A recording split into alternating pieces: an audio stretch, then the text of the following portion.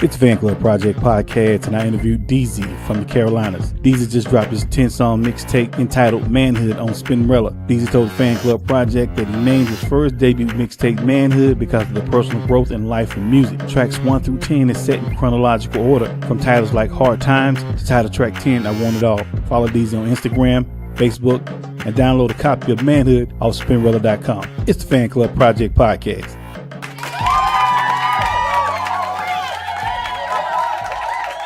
In an era where being single is a hot commodity, most popular, you tend to talk about your family a lot through the songs. In this day and era, why did you choose to be that honest? Because I mean, like, family is everything you got. Like that's it. And if I don't make it with music, or if I don't make it with what I want to do in life or whatnot, I still got my family, and they always got my back. They gonna love me regardless of anything. So it's like, I want y'all to understand that, yeah, I got a family. Yeah, I take care of my kids. Yeah, I'm responsible, and I got bars. And it's okay to take care of your kids. It's okay to take care of your family. It's okay to, sit in sometimes when everybody else is going in, just to sacrifice for what you got going on with your family. And my family is like, that's everything to me. Like my mom, my brother, my sister, my immediate family, and then like the people in my inner circle. Those are the most important people to me, because I've seen people leave other people high and dry and just get what they want to get out of them and then keep it moving. You can't really do that with family. Yeah. Like you want to surround yourself with people that genuinely care about you, genuinely care about what you feel is important to you, and rock with it or whatnot. And it ain't the most popular thing to talk about.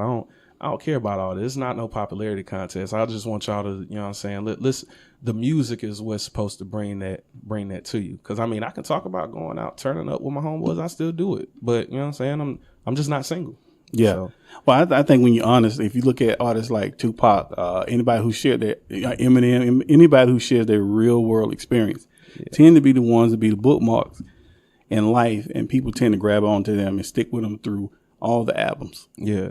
You believe that? Yeah, I do. Because I mean, I feel like music is supposed to be real. Like there's like certain people that I only listen to as far as artists go, because it's like you got that connection to them. It's like you can tell it's really authentic. Like, most of the stuff ain't all really authentic. It's like glitz and glamour and stuff like that. But, people like, Kendrick Lamar, he can talk about stuff that he go through in his life, things that happen with his family or whatnot. J. Cole is another one. He can talk about stuff that go through his life. You know what I'm saying? Mama on drugs, but that's all he got or whatnot.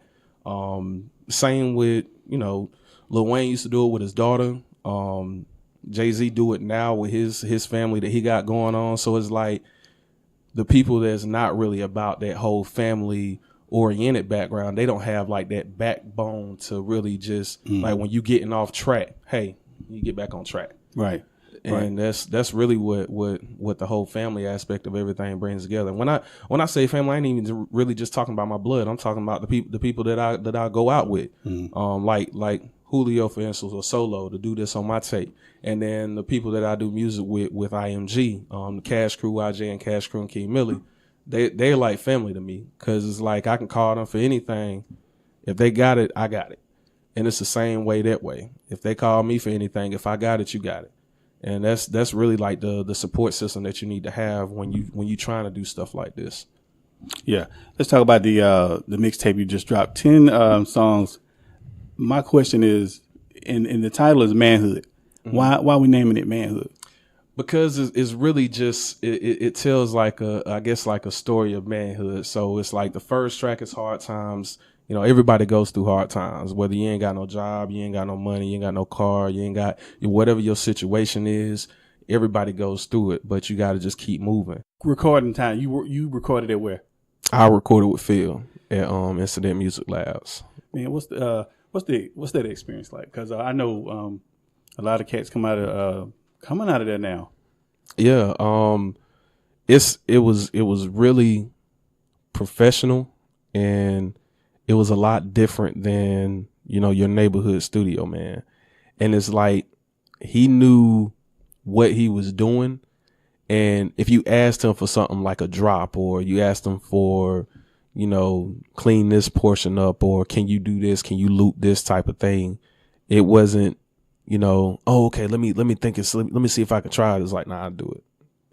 And it's like, he's really, really experienced with it. And, the music, like the acoustics in the room for where you record it is really next to none, really, from anything else that I've been here. Just in Greenville alone, we've been to plenty of different studios and recorded in plenty different, recorded with plenty different producers, and by far he's like the most. He's the best producer that I done worked with, like personally or whatnot. And I told all my homeboys about it. I'm like, yo, y'all need to come up here. Matter of fact, that's when me and Julio went to record the first time up there. He ended up going back with another one of his homeboys, and they ended up they just started telling everybody about it. Like, yeah, you need to go up here to them. Yeah, it's a high penny, but it's worth it. And I mean, if y'all really want y'all quality of music to be a whole lot better, if y'all really want y'all, I guess like y'all idea of what y'all want y'all music to sound like, they'd be the best ones to go to. Phil and the other dude is Root, and they both, they've been in the business for a while. Like, they've been in the business longer than I've been alive. How do you prepare when you how do you prepare going into the studio? I don't never go into the studio unprepared. Like, I know a lot of people like to go in freestyle, punch in, punch out type of thing. That's not my stilo. I don't do that. Like, I do all my music outside the studio. So when I'm actually in there and I'm spending my money for the hours that we're gonna be in there, it's like, okay, this is what I'm doing. I do this part, then I'm gonna do this part, then I'm gonna do this part, then we're gonna go to the next song. I'm gonna do this part, I'm gonna do this part, and go to the next song. I did for the mixtape, I did like a 10-hour block with them, and I didn't even use the whole 10 hours. Mm-hmm. Like, the other portions was me just coming back and telling him how I feel like this should go, and what levels I want to have on different things. So that's me personally. My homeboys, they'll go in and punch out like it ain't nobody business. Yeah, I actually was in the studio one time, and this cat was in there making the song up as it go along. Mm-hmm. And I mean, that's just burning money unless you just got that money like that. Yeah. I mean, you in there, you could probably come in there with the hook, but then you just kind of making it up as you go along. That is the worst advice. If you're trying to save money for the marketing part of it anyway. Yeah. You throwing all your money away trying to make up a song. You should make that song up before you hit the studio. Exactly. And it's like, half the time when y'all do that, the song don't even make sense. Like, it don't have no story, no middle, plot, ending, suffix, all this stuff, clause. I don't know. It don't make no sense. Like, I mean, you can get in there and get one good hit, but man, you done burnt through like $1,000 worth of recording time just to get that one hit, when you could have made the hit at home, made 20 hits at home, and spent that same 1,000 and had 20 hits worth of songs. So, I mean, that's just not me, man. I like to be prepared anywhere I go. You talk like an old cat, but you pretty young. You got a family. Yeah. You hold down a job and you record in the studio. How you balancing all that? Bruh. I'm still working on it. I'm gonna be honest. I'm still working on it. Like, it's times where, like, my lady want to go out and do something, and I'm like, nah, I got a show, or it's not even, I ain't gonna take that back. I'm gonna take that back. I've never had a show before. I've had showcases and I've done open mics. I've never had it. I feel like a show is when they pay you to be there. If you're not paid to be there, you're just doing a performance. So I've had plenty of performances that really just cut into the time that I could have with my lady, have with my kids. There's been times where, my kids want to watch a movie with me, or, they want me to take them somewhere. They just want to spend some time with daddy or whatnot. And it's like, nah, I can't, cause, I got this. But it's like, you gotta be able to make it up to them for that time lost. Okay. So I hear you on that. So I say this, and it may not be true for everybody, but I always thought that it's impossible. It's possible to actually achieve the goal of being successful, but something's gonna have to suffer. Yeah. Either it's gonna be your family or it's gonna be your career, and because you can't ride the fence. Yeah. And I mean, shoot, is like me and my lady, we done been through some things. It's been stuff that's been behind closed doors that we don't discuss out in public because that's our business, you know. But you know, it really does take a toll on you from, you know, the family aspect, the time spent with other people, the relationships that's built with those other people's from the time that you spent with them that you don't get back with your family. Like, last thing I want to do is be able to is to miss out on certain things with my kids, like, you know, games, if they do music recitals, if they play any sports, if they just, you know, practicing doing what they see me do. Like my son, my youngest son, he'll beatbox like me. And my oldest son, he'll try to freestyle like me. And it's been a couple times where, you know, I get off work, I go pick him up and I'll play a beat and I'll start freestyling to them. And then my oldest will start freestyling back. And I'm like, what? You know, but hey, what you talking about back there? Talking about school and colors and all that other stuff. So it's calling me big. I mean, it's really just, you hate to miss out on stuff like that, but then you hate to miss out on things that'll get you towards your dream. And it's like if you know how to balance that, by all means, I'm open to it. I'm all ears about it, because that's probably the most difficult thing to do when it comes to doing the music, just because of all the time that you got to put into it, all the focus that you put into it. Like if you got writer's block and you mad about writer's block, but your kid just, you know, drew a picture and they want to come and show you, you really not going to be really too much interested in that picture like you should be, or see what great things that your kid is doing compared to what they could not be doing, type of thing. Like it's like you don't have that same joy for certain things or whatnot when certain things for the music affects you. And then it's the same way the other way. Like, you know, if I'm going through something with my family, going through something with my kids or my wife or whatnot, I'll, you know, not really be too into the music type of thing. So that's probably the hardest thing to do, just juggling and being able to give both the attention that it needs. Like right now, my wife probably asked me, "Where's this joke at? Where's this at?" And I swear to God, he told me 30 minutes. I don't care about that. Yeah. Don't edit that part out, man. Don't do me like that. Well, I'm saying you've done many shows now. How many shows you think you've done? And you're just getting started. So, I've done a lot of open mics. I'm probably gonna do an open mic tonight.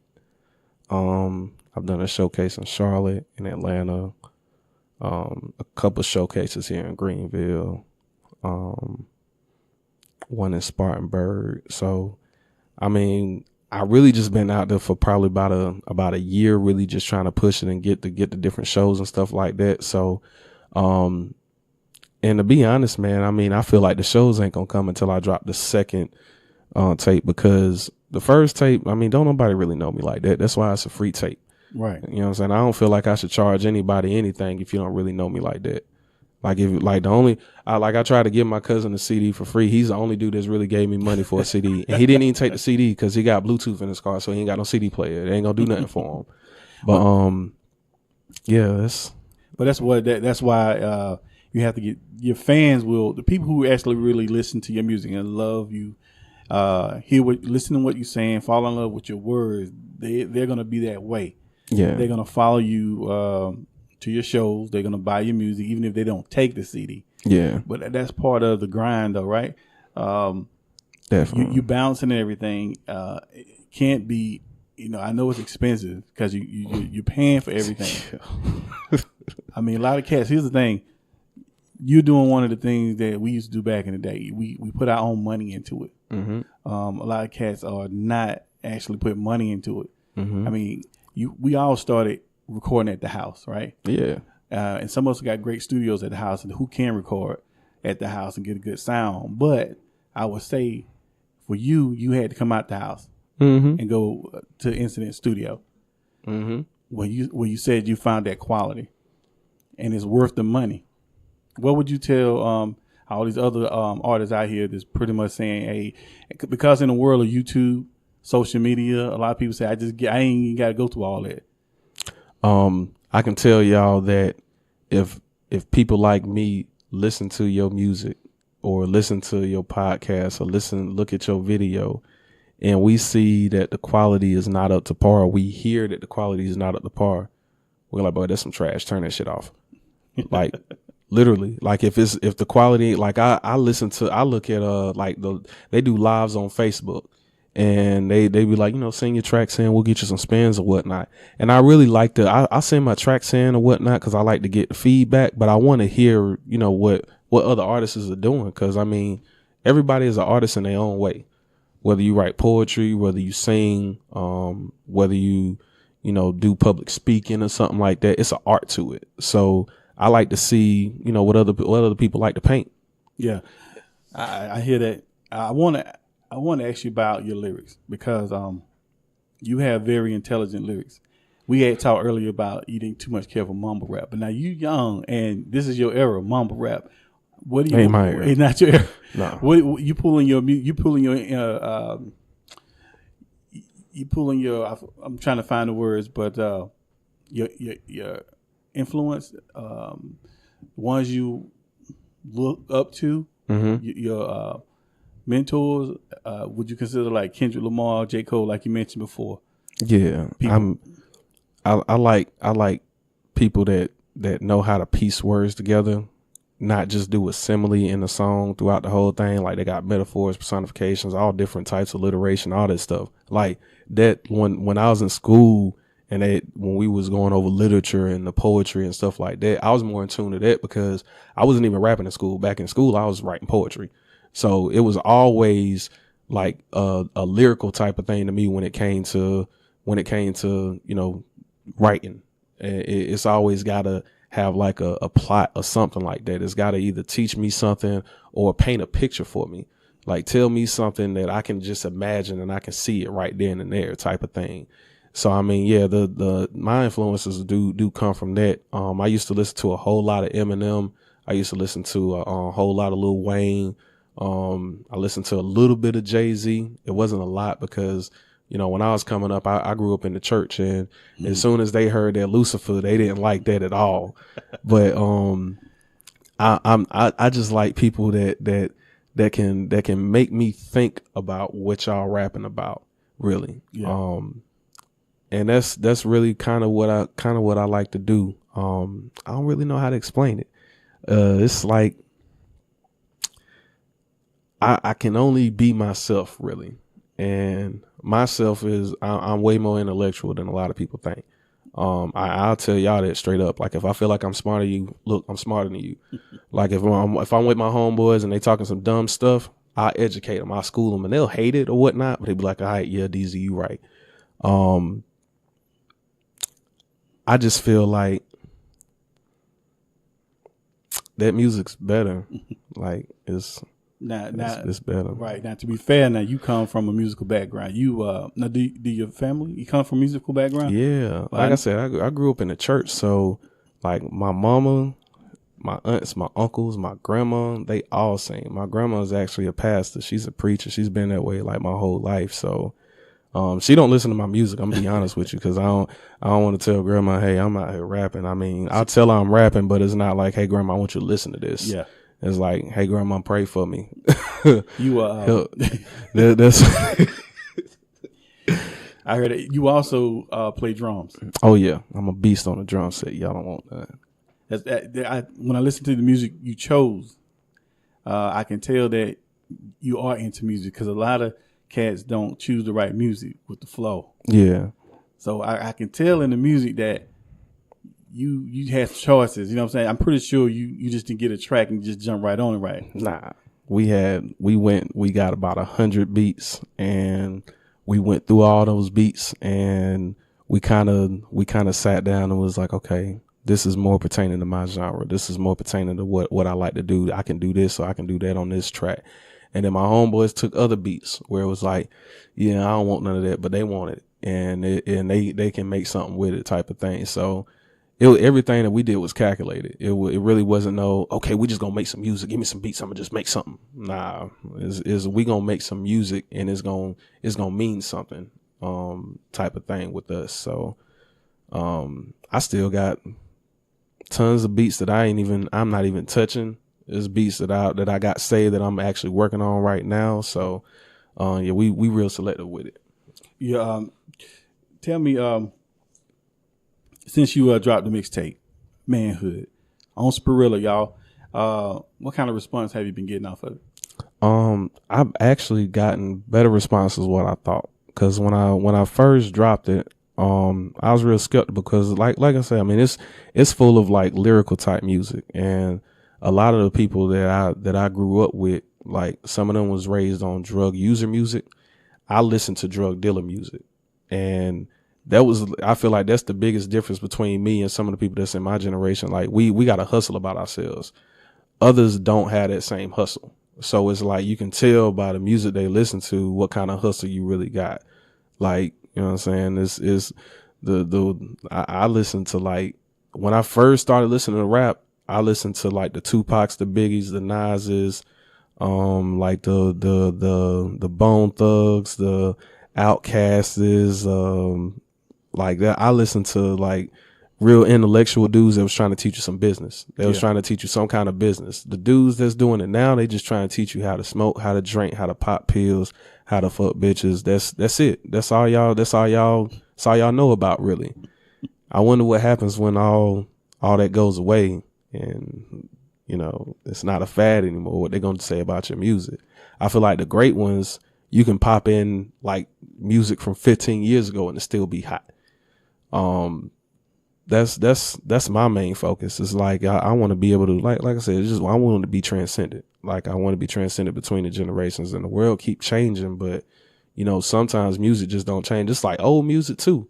Like y'all got the Luthers, y'all got like the old school legends that you play their song now. Young people will still be like, yeah, that's riding right there. I like that. Yeah. And that's the type of music I'm into.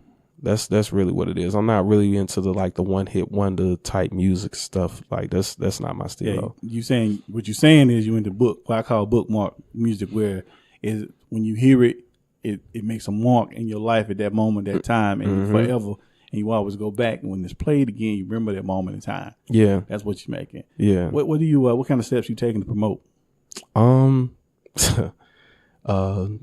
the shares on the book, Instagram, all the little social media sites or whatnot. I've been pushing it through like different groups, trying to get my songs out to different DJs and, you know, different radio stations and stuff like that. My mom actually stays in Savannah. She's got people down there where she's just been like, my mom she support my music regardless. She support me. So that's why I look back on family like that. And she's been talking to a good bit of people down there. And it's really just, the people that I've been rocking with, they've been pushing my music like that too. I can remember one time my homeboy, he was at a job cause he does like the little, HVOC or whatnot, little, if you need anything done in your house, cooling, all that stuff, he'll do it.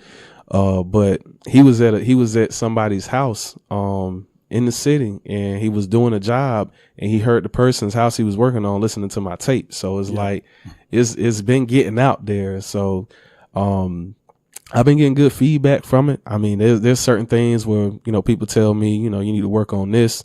I've had younger people being like, man, you saying too many words, dumb it down type thing. I'm like, bro, no, you need to get your vocabulary up, bro. I'm not finna dumb down for nobody. We know dumb it down is what gets radio play. The simple tags but that's.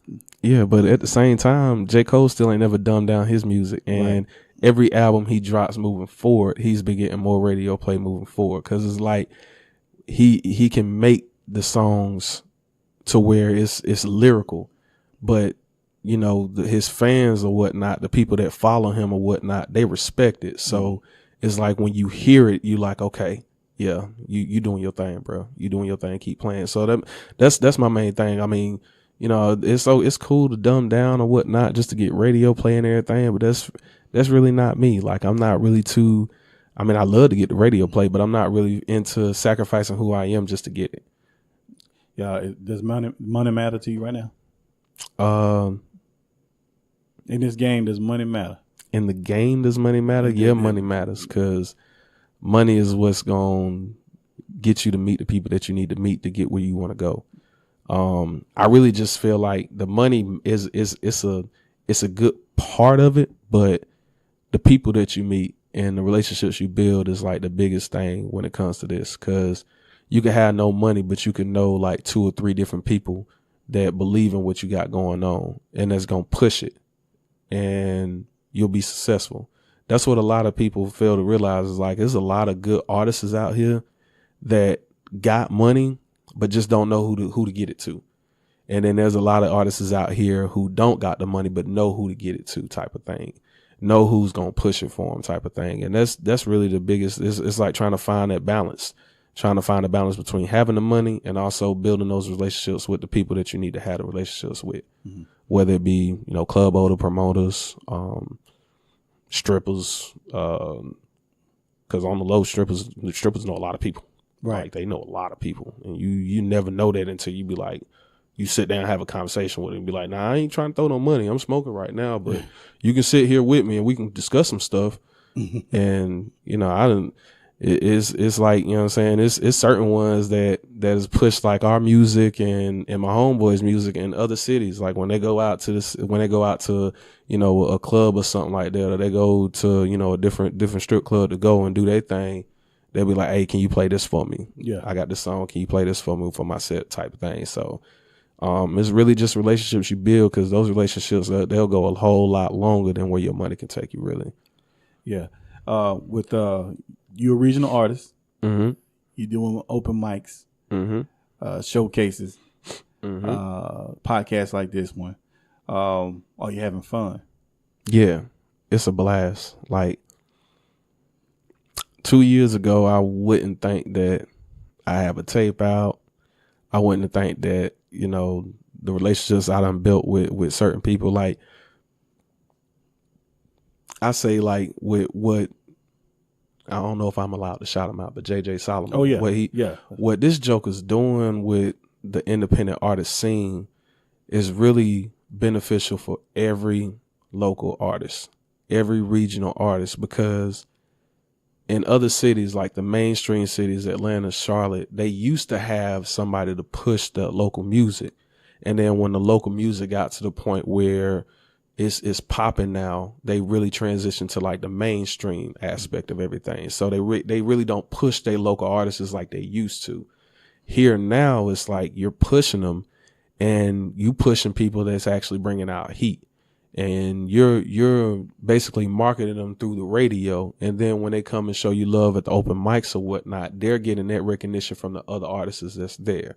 So it's like the platform that he has right now is like, if anything's gonna pop off, it should pop off like right around now, because the platform he's got now is really just pushing like our whole indie scene. And that's like something that I'm always grateful for. Like every time I see JJ, like I'm gonna see him later on tonight, I'm gonna tell that joke the same thing I say to him every time I see him. You the man, bro.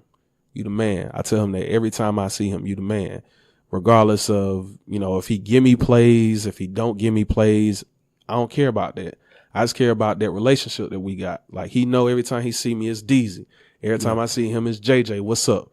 We show love. You know what I'm saying? We chop it up for a quick little second. He get back to work and I get back doing what I'm doing. But it's just that relationship, that bond that you build with him is like the biggest thing. And like, I just appreciate his platform that he really got out there for us, because he could really just say, man, screw this. I'm gonna just play what's gonna make me the most money. But he don't. Like he sacrifices so much for his thing, because it's like, you think that dudes on the radio, you know what I'm saying, they rich, they famous, you know what I'm saying, they out there. Nah, he out here like us. Yeah. Because he choose this platform for us. So it's like he's gotta push it or whatnot for us. And if we not doing what we need to do, the platform's gonna go away.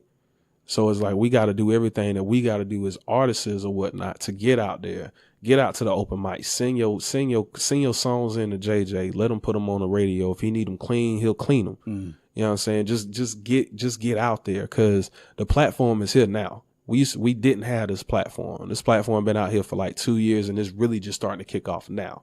So, I mean, I feel like within the next year or so, somebody from my city is gonna be signed. Yeah. Major. Cause it's like, it's too much heat in the city. Yeah. It's too many artists that I listen to their music. I got artists on my playlist from Spinrilla downloads or the SoundClouds and stuff like that that I listen to. I don't listen to religiously, but I still listen to them because it's good music. Yeah. And that's one of the biggest things that he's allowed. He's allowed to open my eyes up to other artists.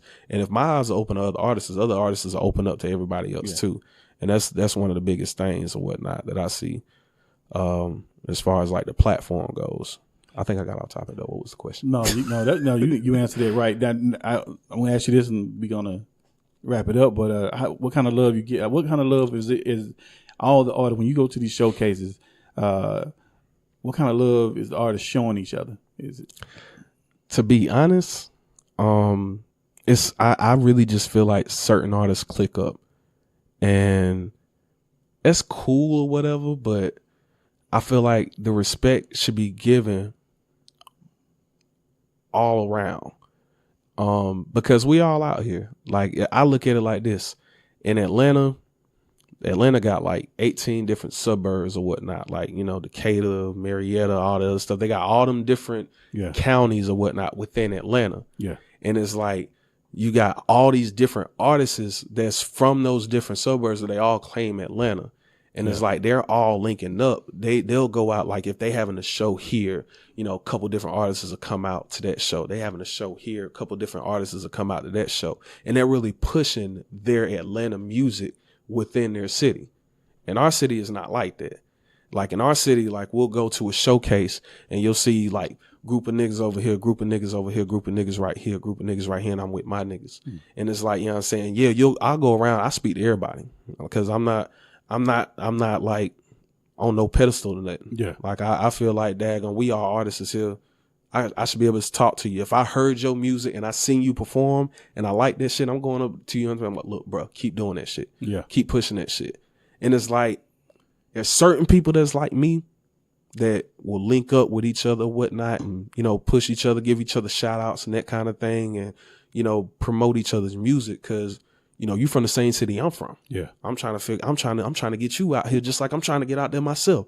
Cause I know if I make it, all my niggas make it. If I'm in a group of 5 people, the 5 people that's in that group together should have the understanding of, okay, I feel like I'm the best. Yeah. But maybe this guy is better at doing this certain thing that's enticing to the people that we're trying to attract. So if this guy is the guy that's like, they got their eye on him, they got their vision scope on him, that's the dude that they looking at, let's push that dude. Yeah. Like, why should I continue to push myself to try to steal the spotlight? Push this dude right here. This dude right here get in, and he see we pushing him, and we've all come to the same agreement that it don't matter who make it. If one person make it, we all make it. That's where it should be. Like, that's the mindset that we should have. Because that's what they do in Atlanta. Yeah. In Atlanta, it's like, okay, everybody make hot music. Everybody's on a whole different pedestal, but they're not finna daggone start no crazy beef or daggone talk junk about each other like that.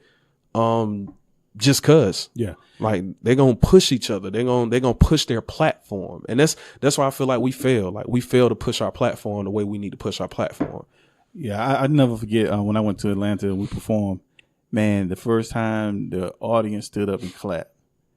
And we was lost because coming from Carolina, Greenville, man, we wasn't used to that. We was shocked. Exactly. And they were artists. It was all artists in the room, and everybody was getting up performing. And when we performed, everybody was clapping. And I was like, man, that's different. Yeah. And that was like, okay, we got to make this happen in Greenville. Why you think, man, it's like that here? But I don't know, because it was the same way. Like, when I went and did a little showcase in Charlotte or whatnot, I performed Fast Lane, and it was really like I only took 2 dudes with me. I ain't know nobody else in that place. Nobody. Like it was just me and my two homeboys. My two homeboys was even like spread out throughout the crowd. One was recording, and another one he just said he wanted to walk around look at bitches. So daggone, when I was performing or whatnot, when they heard the song came on, they turned up with me or whatnot. But I didn't know not a damn person in that place, and it was probably about 100 people in there. And when I got done, it was like the reception that I got back from it. It was amazing because it was like the first time I did open mic. I guess I did, and no, I guess the main thing that I get back when I do performances is like people don't think that I had what I did or whatnot on the stage in me. So it's like they're more shocked than anything to see this big dude hitting every single word and his fast little flow or whatnot. He got a towel up there, he wiping sweat off. He's putting on a freaking show. And it's like, when I was out of town, it's like you get like the biggest reception, period. But then when you at home and you with people that, you know, done heard your music, they already know what you bring to the table. And it's like, you don't get that same reception. I don't get that. It's like, I just don't know what it is. I think it's like a jealousy thing. Like people just want to make it before the next person, but it's like, it really shouldn't be like that. It's like, we should push everybody in our city to get out there, because I look at it like this. If one person get out there and like they make it big or whatnot, you're a product of your environment. So the people that's at the top that signed that person gonna go and be like, okay, well, let me go check your environment out real quick. Is it more people like you like this out there? That's your environment. I feel like if you don't put on for your environment ain't gonna do nothing. So it's like people in Atlanta, people in Charlotte, they put on for their environment. Their environment is skyrocketed from you know what it could have been or what it used to be or whatnot.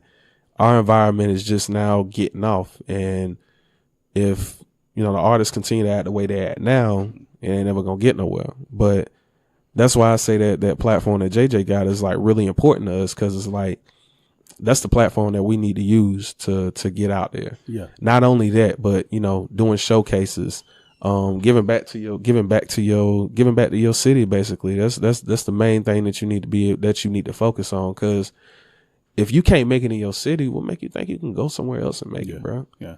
I'm glad the block showed up, because Jams 93. 98.1, 90.1. Yeah, they wouldn't really. They mainstream and putting it really. I always thought put the city to sleep, but the block came along, and now we can see our platform rising. Yeah, and with JJ out there doing the shows, hopefully, real soon we start seeing some changes. Yeah. But you have multiple views on Spinrilla. Multiple downloads. For real? Yeah, multiple streams. Yeah, I checked you out. Yeah, you need to check it out. Yeah, you getting play. You getting play. People are hearing your name. People know manhood is out there. What do you say? What message do you have for people following you? I'm always be true to myself. I've always have preached to, you know, my homeboys that I do music with, like, if you're not about that life, don't sit there and be out there and talk about stuff that you're not really about.